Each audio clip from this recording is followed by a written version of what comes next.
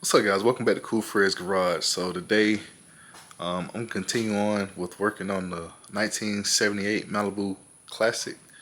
So that's this cream Chevy behind me. So put the motor in it, got the transmission in it. So right now, what I'm gonna do, what I want to do pretty much today is just to continue on with just finishing up the drivetrain. So there's not really a lot to do. Just put the drive shaft in. I got a few bolts. I went down to Tractor Supply Company, and I got some miscellaneous bolts. So these right here gonna go in the bolt, the transmission mount to the transmission. I got some spare bolts that I had in there now and washer, but the main thing I want to put some lock washers on there. So I'm just gonna take the ones that's in there out and put those in there, and then while I was at Tractor Supply, I got some miscellaneous bolts and stuff for that's gonna be, just for the AC, not the AC, but the fan control box, the transmission cooler, just a variety of different stuff to mount that up. One thing I gotta do is put the for the torque converter for that B&M hose shot. Gotta put the torque converter bolts in the flex plate. I kind of left off with the transmission dipstick. I got that in there, but I got the bolts I need to put in there to secure it back over there. So it's in there. Just gotta finish tightening it up and just basically the brackets over here. It's a little hard to see. The brackets like down there, just got to put that bolt and nut through there. All right, so here we go under the car, so you guys can see that the transmission is in.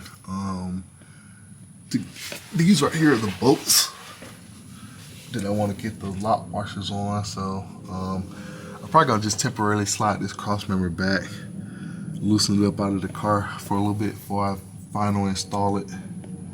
I pretty much just did this just so the engine have a support, so it's supported. So I just want to install the cross brace.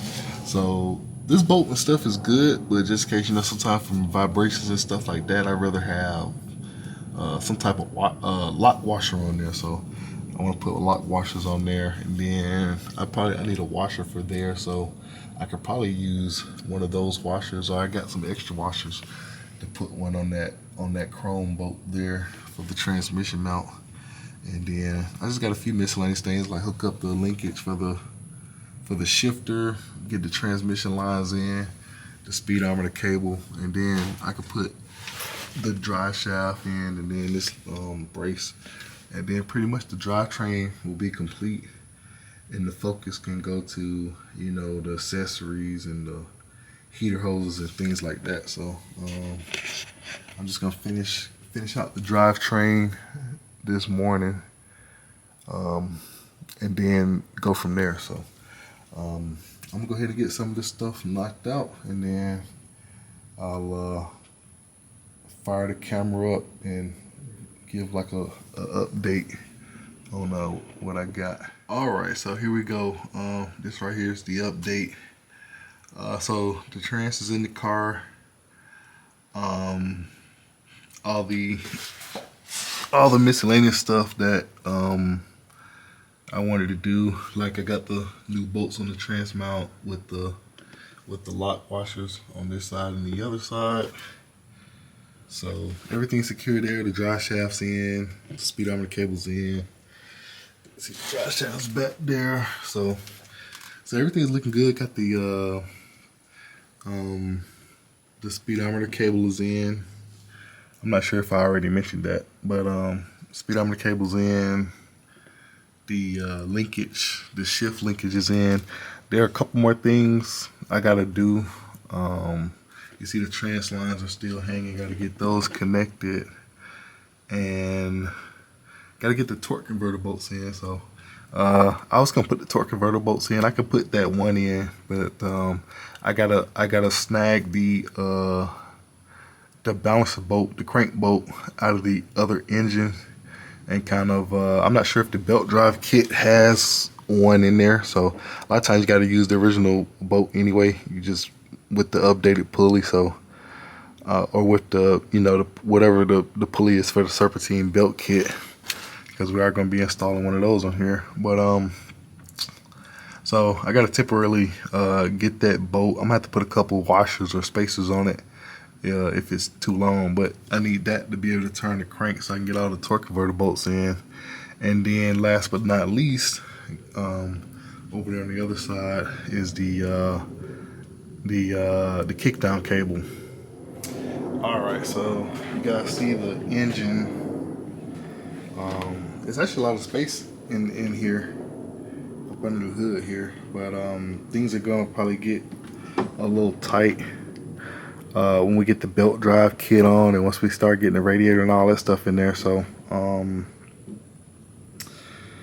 after I'm done with this phase, I'll begin another phase, which I'll be I'm probably gonna go with doing maybe, because we got to put a transmission cooler on here, so that's got to go in front of the AC condenser, and we also got a new AC condenser to go in here, and then I got to swap out the evaporator and the heater core in there. So it's going to be a combination. Next video is going to be a combination of doing some of those other things. So basically I'm just trying to do everything in phases, kind of like a step process, like step 1, step 2, step 3.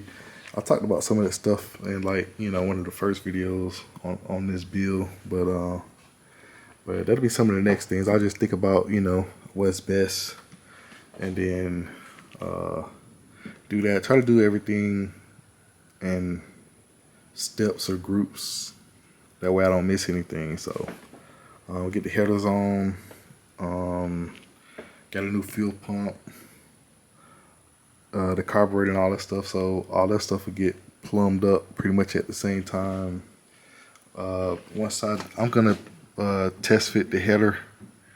Once I test fit that header on this side, I kind of determine what I need to do.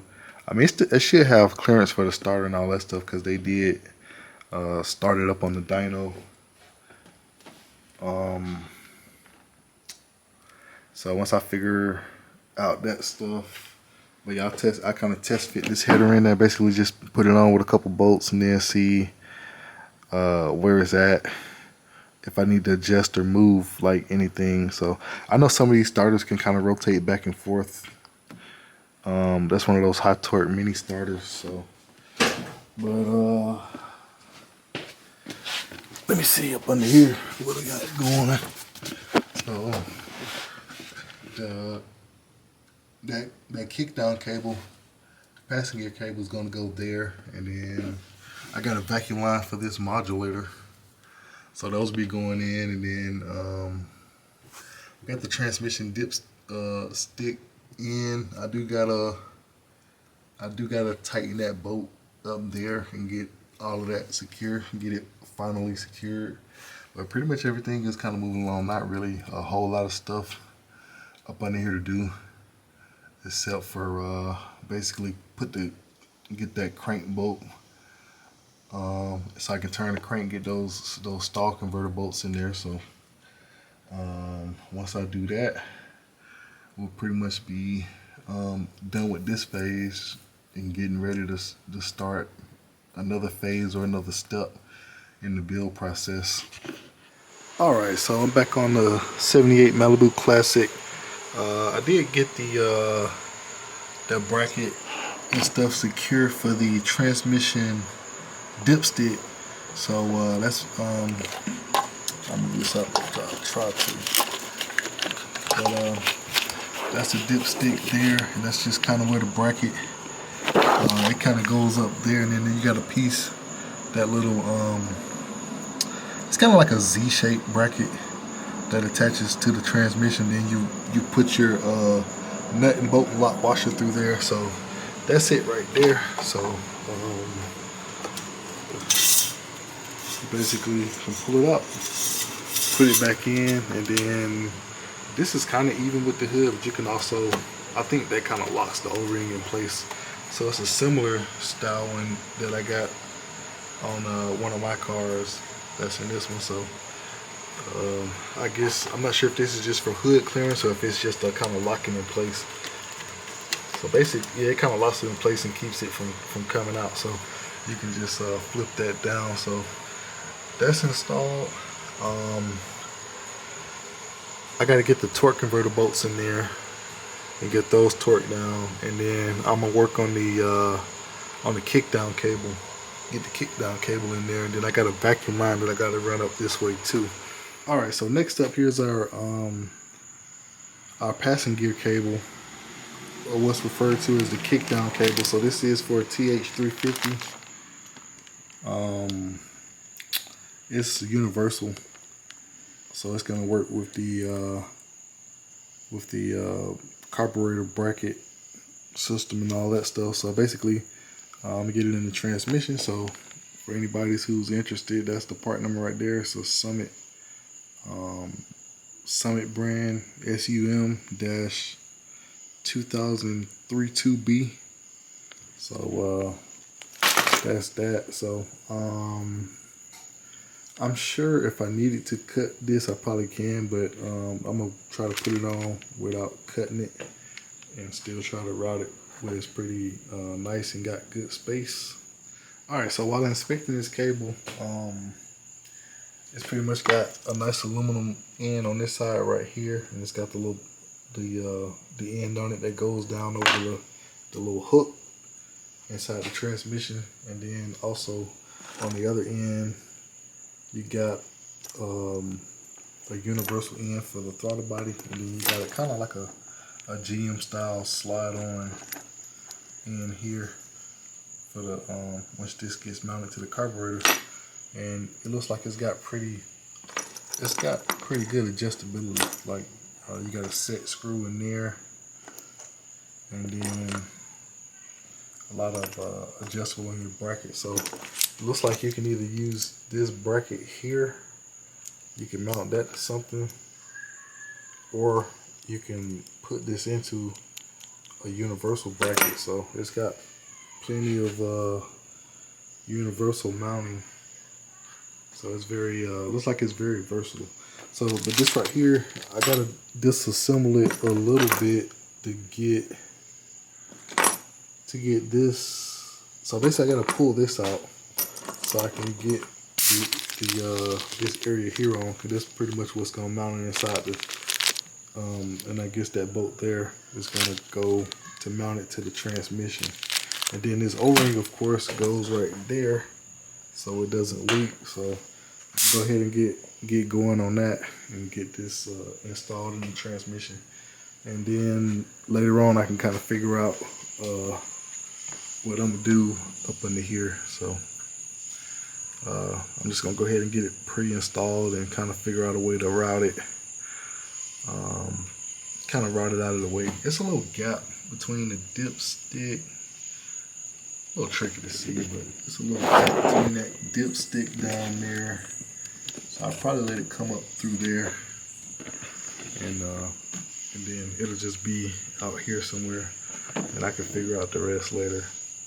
And then I'm sure if I do need to trim it down a little bit, I can, but I can figure all that out later on. Right, so one of the first things I'm gonna do is just put this O-ring on the end of that fitting, and then I'm just gonna probably loosen this set screw on that thing. You get a few Allen wrenches and stuff like that, and then I'll kind of take this apart, and the cable kind of got to come out this way over here.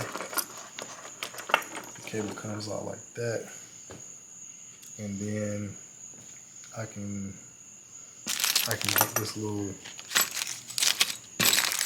end of it, this right here over there. So I probably got to look at some instructions real quick just to kind of see which way it goes, to see if this little this little piece that sticks out, if it goes up or down. I'm kind of thinking it may go down, that way it sits flush with the transmission, because there is a little bit of something there that kind of sticks up. So maybe it goes in this situation. Maybe it goes like that. So I'm gonna figure that out, and I'll let you guys know whatever I figure out. All right, so I did disassemble the cable. I took the end off, but I'm looking over here on the Summit site. So a lot of times if I get something that I haven't installed before or I'm familiar with, I'll look it up on the Summit website to see if there's any repair instructions. And for this one right here, I don't see any repair instructions, so it's pretty much just gonna be trial and error. So I'm thinking that this piece right here probably faces down, so I'm gonna try that out first and see how it fit, and then I'll just test fit it and then go from there. Then if I need to flip this over, I can.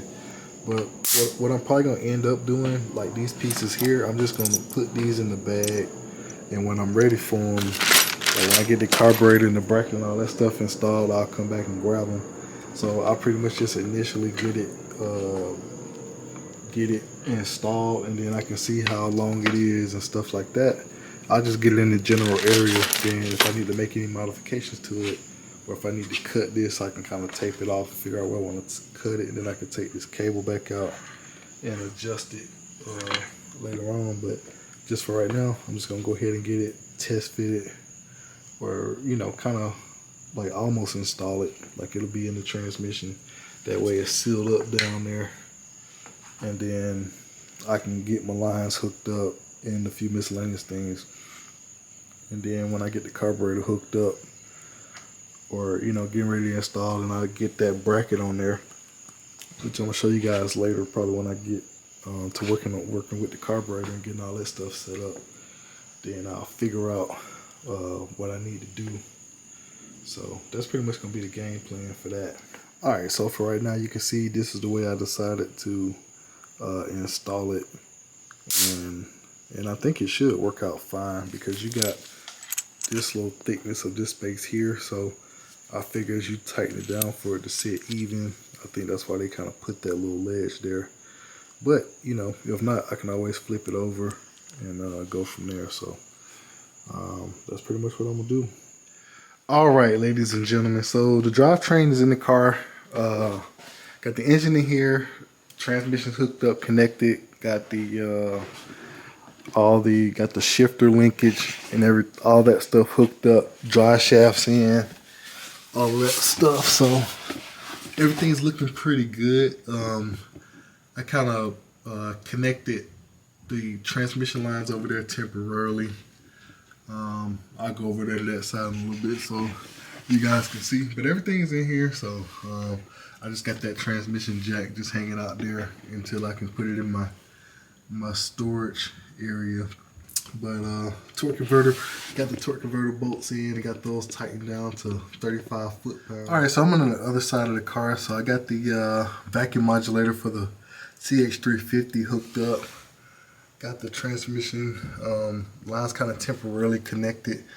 I just got to test fit a few more things before I finally install those. I did end up running into a little bit of an issue with the kickdown cable. So I'll talk about that once I get that sorted out. But that's gonna do it for this video right here. Thank you guys for checking out Cool Fred's Garage. I'll see you next video.